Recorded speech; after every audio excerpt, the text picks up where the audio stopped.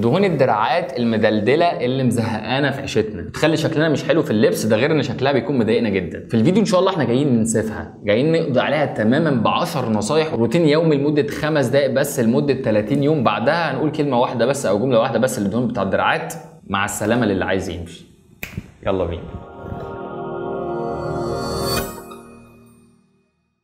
السلام عليكم ورحمة الله وبركاته. معاكم دكتور حازم طارق، دكتور علاج طبيعي واخصائي تغذية علاجية ومدرب شخصي معتمد من امريكا. اول نصيحة معانا وهي لازم تحسب سعراتك الحرارية اللي انت محتاجها يوميا. الموضوع كله بيبدأ من الخطوة دي يا جماعة. هنحسب سعراتنا الحرارية اللي احنا محتاجينها يوميا. لو مش عارف تحسبها ممكن تحسبها من اللينك فوق وهتلاقيه تحت في الديسكربشن. وبعدين نبدأ نقلل سعراتنا الحرارية اللي احنا محتاجينها يوميا. هنقلل عنها 500 سعر حراري، ده عشان يكون مشوارنا رحلة انقاص الوزن اللي بوجه عام هيخس من جسمنا ومن ضمنها دهون دراعاتنا. تاني نصيحه معانا، اوعى تطنش الفطار. وجبه الفطار من الوجبات المهمه جدا جدا جدا عشان الهرمونات بتاعتك تكون مستواها ستيبل كده، ما تخزنش دهون بسرعه. والافطار دوت لازم يكون صحي، بيحتوي على كل العناصر الغذائيه اللي انت وانت محتاجينها. تالت نصيحه معانا، ضيف رشه شطه لكل وجبه انت بتاكلها. الشطه من الحاجات اللي بترفع الميتابوليزم او بترفع معدل الحرق. صحيح انها مش بترفعه خلاص يعني تنانين مجنحه وبترفعه جامد جدا، لكن لها تاثير وان كان مش كبير قوي، لكن تاثير مفيد جدا لينا في رحلتنا ناحيه انقاص الوزن وزياده معدل الحرق. زودنا معدل الحرق، قللنا الوزن، من ضمن الوزن دوت اكيد اللي موجود في الدراعات. رابع نصيحه معانا قبل ما نبدا نتكلم في التمارين، النصيحه الرابعه بتقول كده على فكره،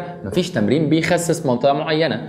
مفيش حاجه اسمها سبوت فات ريدكشن. محدش يضحك عليك ويقول لك لا ده في تخسيس موضعي، تعالى التمرين فلان هيخسس لك منطقه معينه. لكن احنا هدفنا في التمرينات والروتين اللي احنا هنقوله كله مع انقاص السعرات الحراريه احنا بنقلل الدهون وبنقلل الوزن بوجه عام. التمارين بتدي شيبنج للجسم. احنا عندنا اللي بنقدر نتحكم فيه في الجسم بطريقه اساسيه هم حاجتين، نسبه الدهون عندنا ونسبه العضلات. العضلات نفسها وطريقه التمرين بتاعتها بتشيب الجسم بالشكل اللي احنا عايزينه. فما فيش تمرين معين بيخسس منطقه معينه، عشان انا سمعت الكلام دوت في التعليقات في سلسله 5 دقائق في 30 يوم. خامس حاجه معانا وهنبدا في التمارين، تمرين النيلينج بوش اب او تمرين الضغط على الركبه، ولو بتعرف تعمل ضغط كامل اعمل ضغط كامل. سادس حاجه معانا تمرين السايد بلانك. السايد بلانك هيشد الدراع جدا جدا معانا بالجنب. سابع تمرين هو تمرين الترايسبس ديبس. تمرين الترايسبس ديبس ده بيجيب عضلات الترايسبس اللي هي العضلات الخلفيه اللي دايما مع ترهلها بتعمل لنا الترهلات والحركه في الدراع، فلما تكون العضلات دي شاده بتفرق معانا كتير جدا. تامن تمرين معانا هو تمرين الارم سيركلز. الدورانات اللي بنعملها في تمرين الارم سيركلز دي واحده من الحاجات اللي بتخلي العضلات نشيطه جدا في الدراعات وبتفرق معانا جدا في الموضوع. تاسع تمرين معانا هو تمرين البلانك. تمرين البلانك لا شك ان له فوائد كتيره جدا جدا جدا، من ضمنها انها بتعمل لنا شيبنج كويس جدا في منطقه الدراع. 10 تمرين معانا هو تمرين البلانك سايد ووكس او تمرين البلانك اللي بنبدا نتحرك فيه بالجنب بالشكل ده. ده بيشغل لنا الدراعات بطريقه دايناميك او طريقه حركيه اكتر، ده الامر اللي بيخلي دراعاتنا مشدوده وقويه.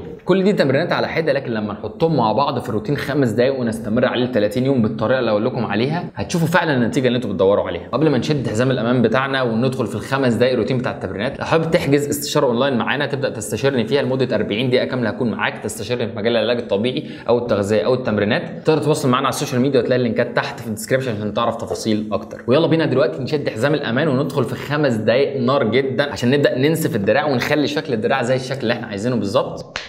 يلا بينا.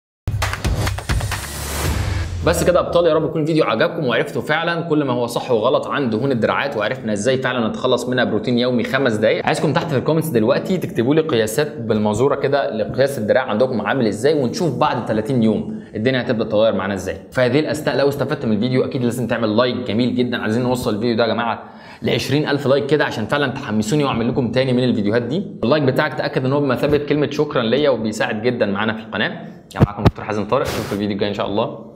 السلام عليكم.